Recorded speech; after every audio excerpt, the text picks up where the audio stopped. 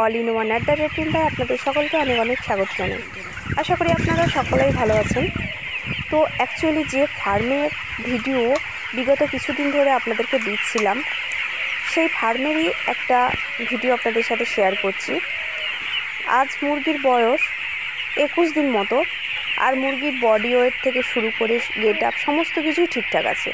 শুধুমাত্র প্রবলেম একটাই হচ্ছে, সেটা হচ্ছে মুরগির প্রথমের দিকে দুটো একটা করে, অর্থাৎ 16-17 দিন বয়স থেকে দুটো একটা করে মোটালিটি হচ্ছিলো। এখন কিন্তু প্রতিদিন 5-7টা করে মোটালিটি হচ্ছে এই 2 দিন মতো। তো তার কারণে যেহেতু প্রথম থেকেই ফার্মের ম্যানেজমেন্ট কিভাবে করতে হবে সেটা আমি এই ফার্মারকে বলছিলাম, তো যে কারণে আমাকে ফার্মার একটু ফার্মটা ভিজিট করার জন্য ডেকেছিল। তো ফার্ম ভিজিট করতে যে আমি যেটা দেখলাম সেটা হলো, ফার্মে যে সমস্যাগুলো দেখা দিচ্ছে সেটা কিন্তু একদমই ভাইরাল ইনফেকশনের লক্ষণ। তো ভাইরাল ইনফেকশনের লক্ষণ আমাদের ফার্মে এসেছে, আমরা সেটা কিভাবে বুঝবো, তার সাথে সাথে ভাইরাল ইনফেকশন এলে আমাদের ফার্মে সেক্ষেত্রে কী করণীয়, আমরা কি করতে পারি, সমস্ত কিছু ডিটেলস বর্ণনা করব আপনাদের এই ভিডিওর মাধ্যমে। তো অবশ্যই ভিডিওটা দেখুন। যারা আমরা প্রান্তিক খামারি আছি, নিজেরা চাষ করি, তাদের ক্ষেত্রে আমি সর্বদা একটা কথাই বলবো, মোটামুটি ফেব্রুয়ারি মাসের 20 তারিখ থেকে শুরু করে, অর্থাৎ ফেব্রুয়ারি মাসের 20 তারিখ থেকে মার্চ মাসের 20 তারিখ পর্যন্ত কেউ কোনোভাবেই ফার্মে চিক্স নেন না। কারণ ফার্মে যদি আপনারা এই ফেব্রুয়ারির মাঝামাঝি সময় থেকে মার্চের মাঝামাঝি সময়ের মধ্যে চিক্স নেন, সেক্ষেত্রে কিন্তু ভাইরাল ইনফেকশন আসার সমস্যা প্রায় 99% থেকে যায়। কারণ এই টাইমটাই কিন্তু ভাইরাল ইনফেকশনের জন্য একদম উপযুক্ত সময়। আর তাছাড়াও আর একটা বিষয় কি, আমাদের বর্তমান যে আবহাওয়া, সেই আবহাওয়া কিন্তু অনেকটাই দায়ী ভাইরাল ইনফেকশনের জন্য। বর্তমানে দেখুন প্রচণ্ড পরিমাণে দিনের দিকে গরম আর রাত্রের দিকে ঠান্ডা। তো এই ঠান্ডা গরম আবহাওয়া, আর বিশেষত গরমটা অতিরিক্ত থাকলে অনেকে মনে করেন ভাইরাসটা কেটে যায়, কিন্তু এটা সম্পূর্ণই ভুল ধারণা। যেহেতু রাতের দিকে এখনও ঠান্ডা রয়েই যাচ্ছে, ভাইরাসটা কাটার এখন কিন্তু কোনো রকম টেন্ডেন্সি নেই। একটা প্রচণ্ড পরিমাণে যদি ঝড় বৃষ্টি হয়, সেক্ষেত্রে ভাইরাসটা অনেকটাই রিমুভ হয়ে যায়, অনেকটা কমে যায় ভাইরাসের উপদ্রব। তো যেহেতু এখন এরকম ধরনের কোনো কিছুই হচ্ছে না, জাস্ট দিনের দিকে প্রচণ্ড রোদ আর রাতের দিকে ঠান্ডা, তো এর জন্য ভাইরাসের আক্রমণ কিন্তু অধিকাংশ ফার্মেই আমাদের দেখা দিচ্ছে।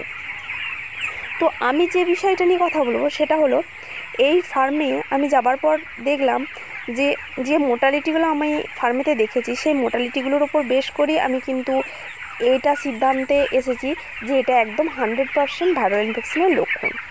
যদিও এই কথাটা আমি কিন্তু ফার্মারকে এখনও পর্যন্ত জানাইনি, কারণ ফার্মারদেরকে যদি এই বিষয়টা জানাই তাহলে সেক্ষেত্রে আমি নিজেও যেহেতু একজন ফার্মার, সেহেতু জানি মানুষ, আমাদের ফার্মারদের যখন প্রথম থেকে ছোট্ট একটা চিক্সকে বড় করি, তখন অনেক আশা নিয়ে বা তার সাথে অনেক ইমোশন জড়িয়ে থাকে। তো ফার্মারকে এটা বললে ফার্মারের যেহেতু মনোবল অনেকটা ভেঙে যাবে, তো ফার্মার আর মুরগিটার উপর ঠিকঠাকভাবে কেয়ারই দিবে না। তো তার জন্য যদিও এরপরে করার কিছুই আর নেই।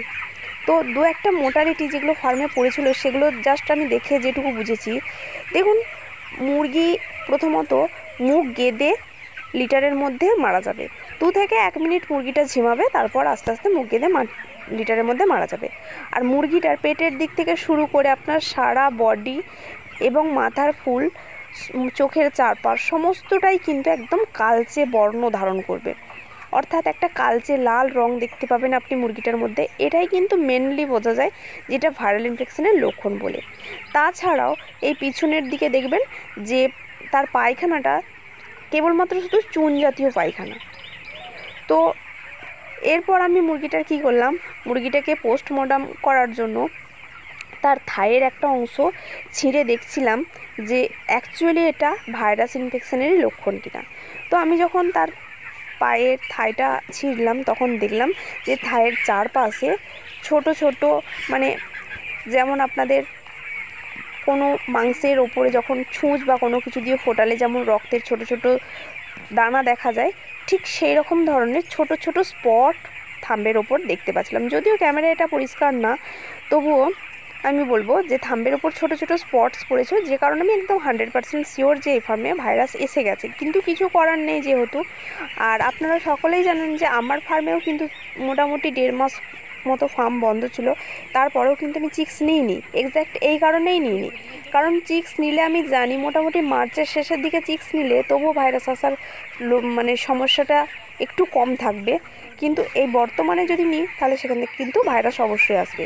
আর আমি কেবলমাত্র ফার্মারকে বললাম অল্প করে ফিড দিতে, যে পরিমাণ ফিড দিচ্ছে তার হাফ, এবং তার সাথে সাথে যাতে ইমিউনিটি লেভেলটা মুরগির ঠিক থাকে তার জন্য একটা ইমিউনিটি মেডিসিন